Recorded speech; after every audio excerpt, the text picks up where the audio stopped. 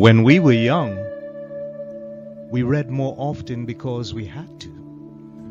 It was the only way for us to get knowledge and to be enlightened. Read to your heart's delight and be enlightened. Let's just read. It's a podcast by Andy's Personal Development.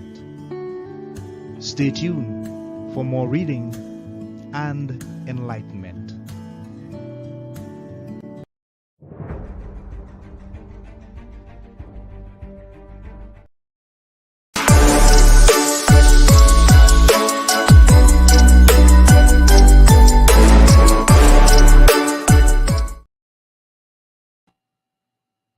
Hi, and welcome to this edition of Let's Just Read. This episode is entitled The Complexities and History of the Gaza Conflict with Robert Cook, and he's our guest live in the studios, and he's waiting anxiously to be introduced so that he can tell you about his amazing sequel of writing that he has done over the years, culminating with his last publication entitled The Madhi. So, let me introduce you to Robert Cook. He is a U.S. veteran, a Western civilization expert, public intellectual historian, and the author of The Mahdi, a new release timely trail novel. He's an Eagle Scout shooter, soldier, entrepreneur, venture capitalist, and a vintner author.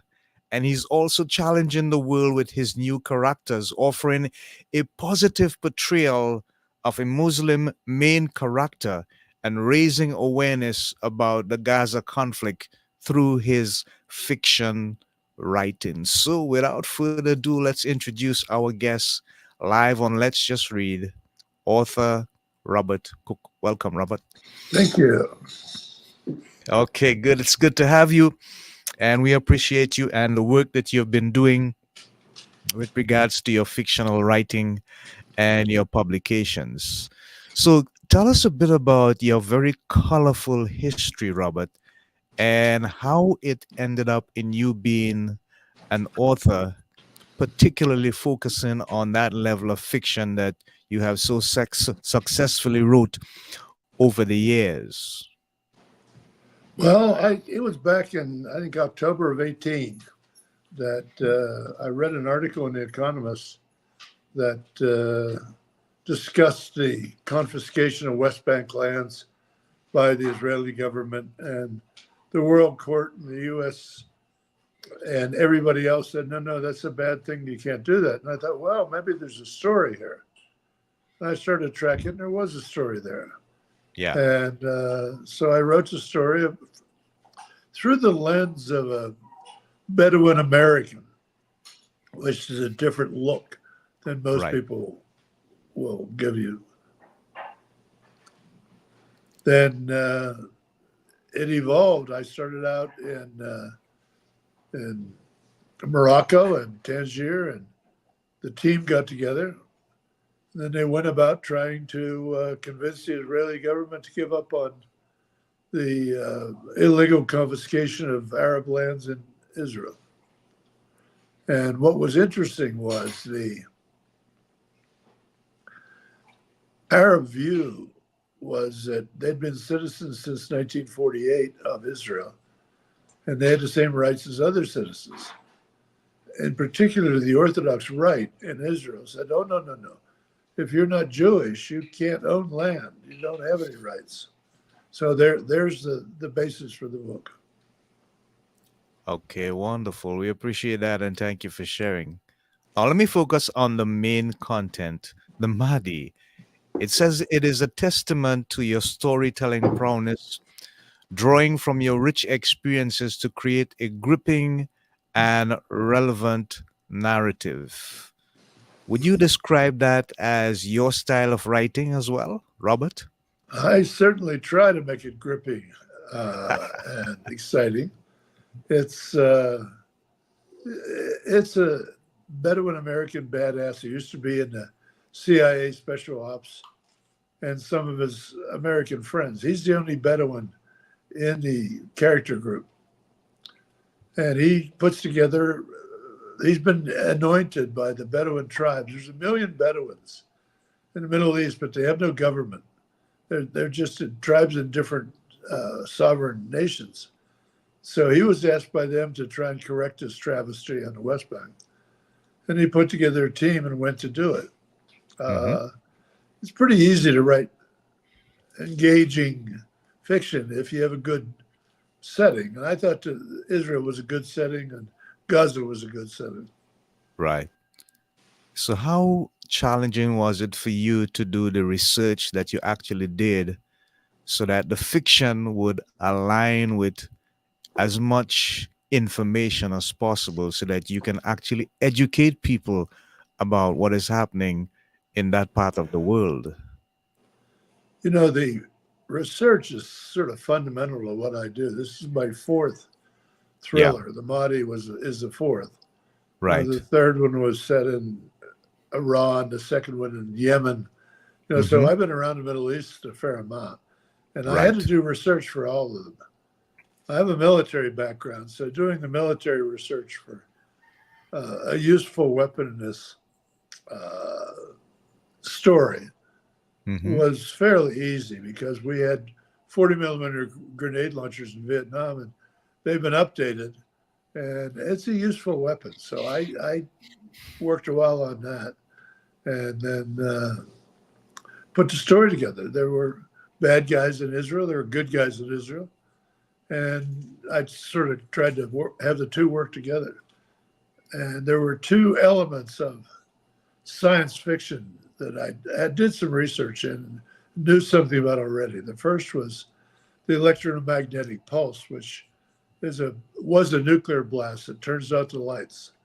And I managed to convince one of the protagonists to reduce it to shootable, fusible size, ammunition size. So that was a big part in shutting out the lights in Australia. Uh, the second part was working more. I've been working 10 years on artificial intelligence and chatbots, and there is really a boss chatbot in this story. She is very capable. So we use her to break down all the communications, read their encrypted email, all that kind of thing. So it ends up being a fun story. Yeah, sounds wonderful. And how long ago did you publish the last one in the sequel? This one was published on April 15th of 24, so it's new. Yeah. And there are about 3 or 4 years between them. Okay. I don't write to make money. I write to have a good time and tell a story. Yeah. And so the second one was about 5 or 6 years ago. One before that was 3 or 4 years earlier. And each time you do the research, you pick up your computer and you tell the story. And you have done it wonderfully, Robert. Congratulations. Thank you. Is there a possibility, you're welcome, of a mini television series or movie in the making based on the writings that you have done? I would guess there is. I haven't pursued it, but Mm-hmm. the story is current, current as of this morning kind of thing. Okay. Uh, the Yeah. solution that I came up with did not uh, involve a lot of casualties. And certainly the one we came up with as a society does. Mm-hmm. But uh, the solution I came up with has Israel at the end of the book on a path to be the intellectual base of the Middle East. They do the engineering, the education, the medicine, and they go across the Middle East doing the education as a particular goal, educating K through 6, in my opinion, is a way you advance any society. You educate the children. Okay. So, what is the main thrust of the message that you want readers to get from the publication? You speak about education and technology and so on, but from a wider worldwide perspective, what do you want people to actually become aware of or see or know as a result of your publication? I think the complexity of the Middle East, Mm-hmm. and there are uh, several hundred million Muslims in the Yeah. Middle East. There's 6 million Jews in Israel. Yeah. That's a bad match. Mm. There's not enough people, and they get over that by being the military and intellectual hegemon Mm-hmm. of the Middle East. And I want Mm-hmm. people to understand that there is thing, there is a thing or two that can be done to All right. fix the Middle East. Education is way up on the list, and no bullying the way bullying has been going on. Iran bullies people, Israel bullies people. And it appears that Saudi Arabia is in a position that they can help, like an Mm-hmm. enlightened leader, no matter what you hear about what happened in Turkey. But Yeah. enlightened leader, he's working hard to bring Saudi and his people up to modern standards. And he's spending a lot of money to do it. And that money can flow across the Middle East if there aren't people shooting each other in a way. Okay. And that's what's going on now. Everybody's shooting everybody. And there is no gain in Yeah. that. Yeah. Wow. That's a stark reality. And thank you for bringing it to the fore, Robert. Well, you're welcome. I say it's an important concept. The world, especially the U.S., we're fighting a war in Ukraine. We're not fighting it. We're just supplying it. Mm-hmm. And we're supplying the war in the Middle East. And we'll see what goes on in the rest of the world, but it's not pretty. We should just all Yeah. get along, educate our kids, have a good Yeah. time. Wow. Yeah, that's true. That's a harsh reality and one that people have to learn to deal with. When you look at your style of writing, who could you compare it with in terms of people that may be well known in the writing or the literary world? Do you take your fervor, your eagerness to write from any particular style of writing of anybody you know that you admire as a famous writer? I admire Lee Child. I write thrillers. I don't write Ah, historical fiction or something like that. I write thrillers, right. All right. sex, dialogue, violence. And I like Lee Child. I think he does a good job of it. I like Daniel Silva for a Mm-hmm. slower, more thoughtful Yeah. approach to plots. And he, Mm-hmm. of course, uses Israel in a different light than I do. His protagonist is Israeli. Mine's Okay. Muslim. All right. All right. But Yeah. more than a few. The thriller writers are a good source of inspiration for me. Mm-hmm. Okay. So I just want to bring up something on the screen, and you can see here it's the cover of Cooch. And I'm not suggesting, but I think this is your first publication. Am I correct? It is indeed. All right. How about the cover? How did you arrive at that cover, Robert? Did you get help from your editing or publishing staff, or did you come up with that idea all by yourself? I came up with the idea all by myself. The Wow. protagonist is really muscular. He's 6'4", 240, no body Mm-hmm. fat. And Mm-hmm. he has big forearms. And Right. one of the things he does in the book is make that dancer on his forearm dance Oh. to intimidate someone in a bar Okay. scene in a Mexican bar in Palo Alto. And Yeah. he speaks fluent Spanish, fluent Arabic, Pashtun. He's, the typical bigger than life protagonist. And it starts Right. with this cover. And I said to someone, show me a big arm and put a flamenco dancer on it. And, Okay. artists can do that kind of thing. Mm-hmm. Yeah. Definitely. Yeah. So, Admiral James Loy, former Deputy Secretary of the U.S. Department of Homeland Security, describes Cooch as the new Jack Ryan. Would you agree with his assessment? I've seen the Jack Ryan series and it's really fascinating, very thrilling. Would you agree with his assessment?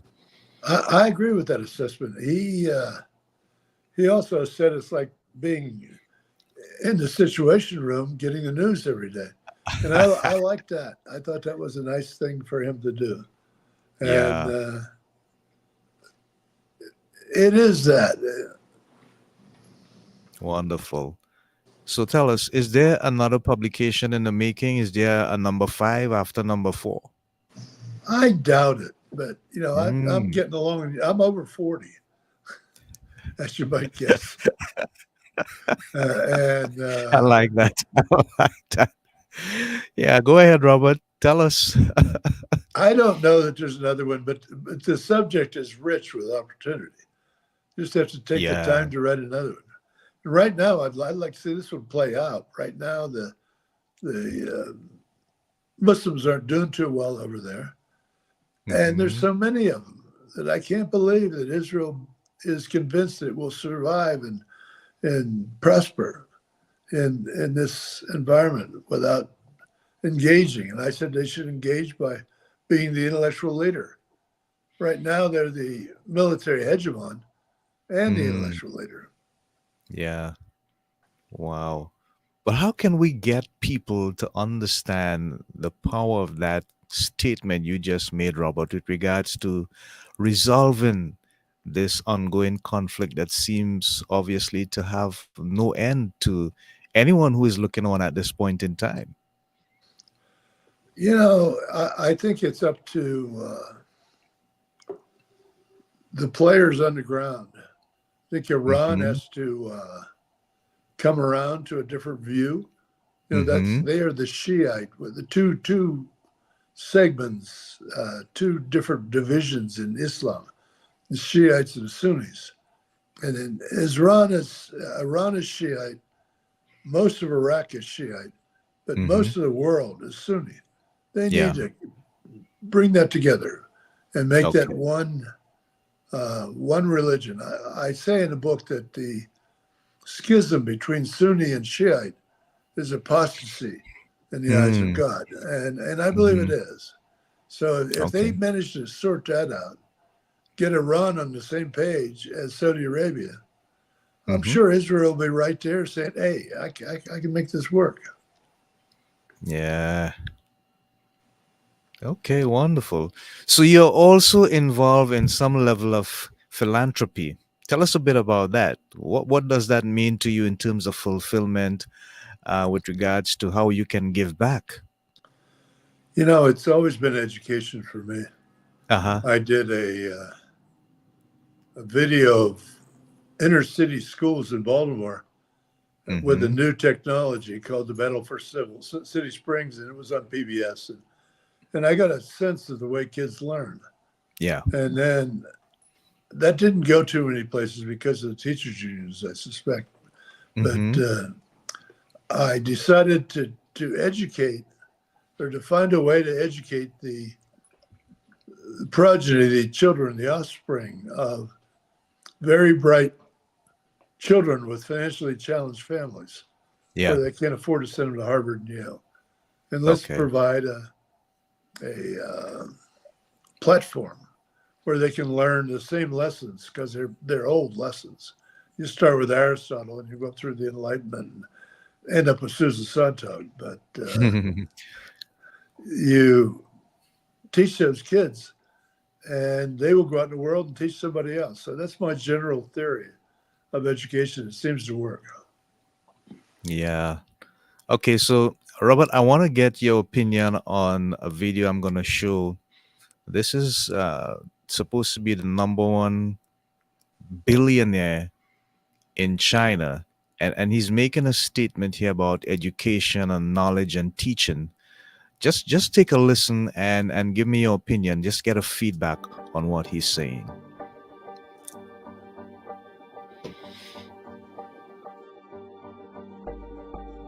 Education is a big challenge now. If we do not change the way we teach, 30 years later we'll be in trouble because the way we teach the thing we teach our kids are the things the past 200 years is knowledge based. And we cannot teach our kids to compete with machine who is smarter. We have to teach something unique. That is, machine can never catch up with us. Value, believing, independent thinking, teamwork, care for others. These are the soft part. The knowledge may not teach you that. Folks, that's why I think we should teach our kids sports, the music, painting, arts. But making sure a human should be different from everything we teach should be different from machine. If the machine can do better, you have to think about it.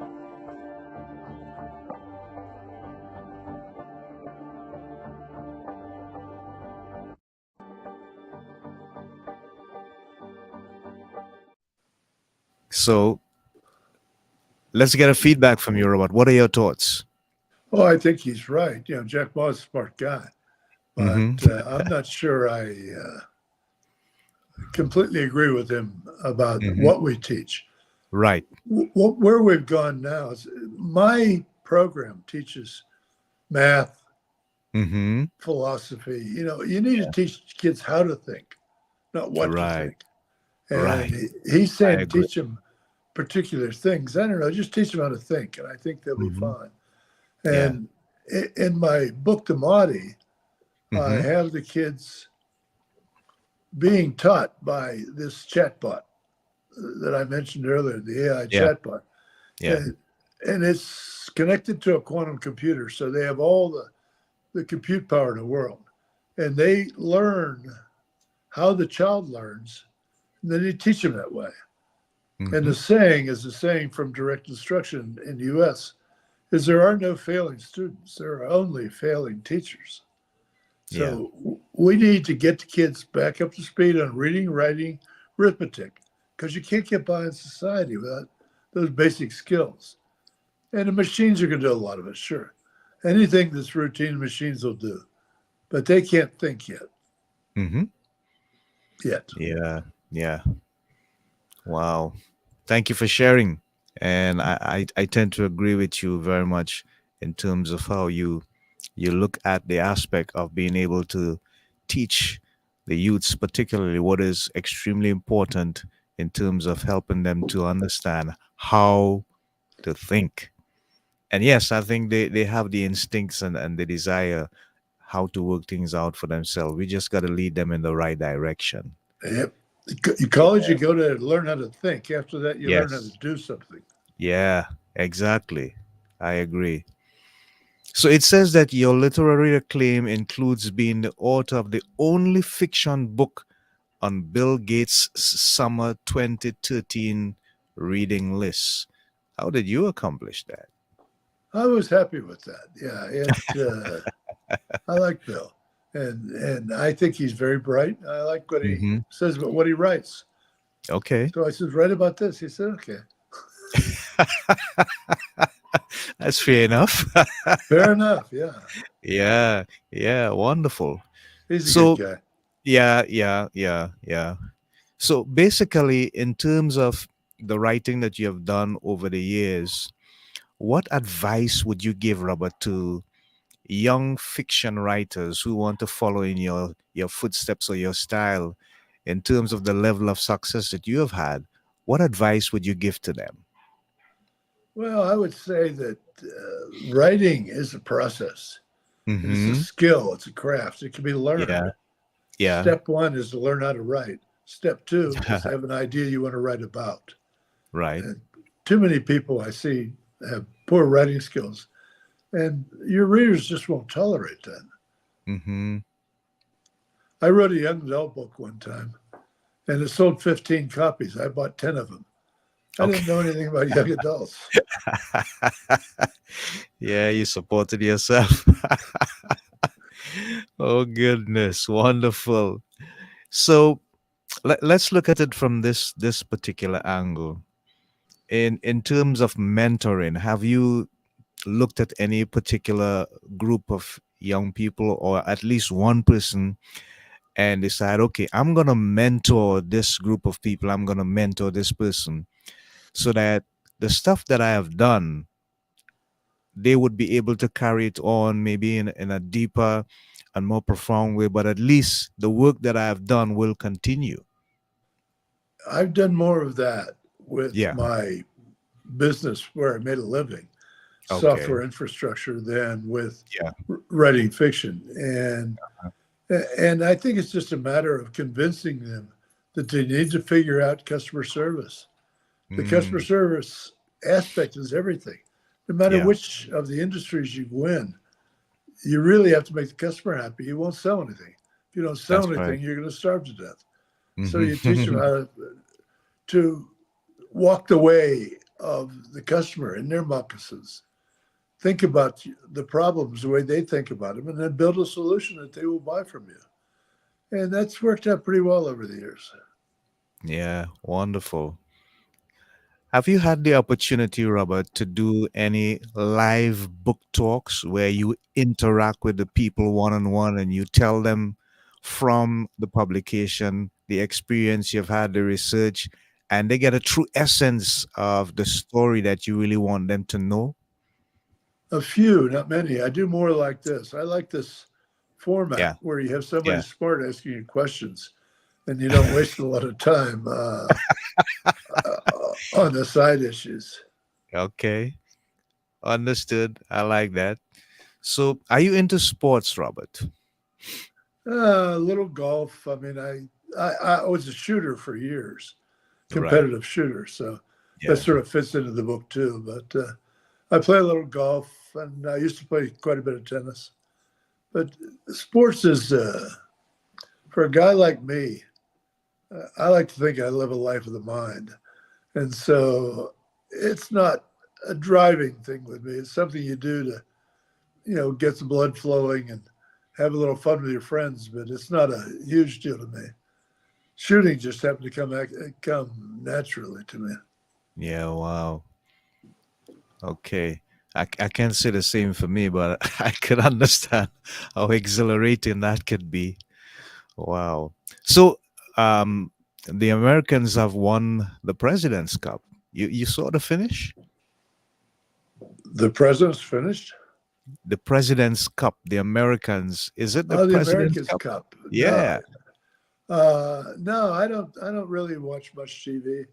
I Oh, read books, and I'm just not a good TV guy. Tell me about it. yeah. Okay, great.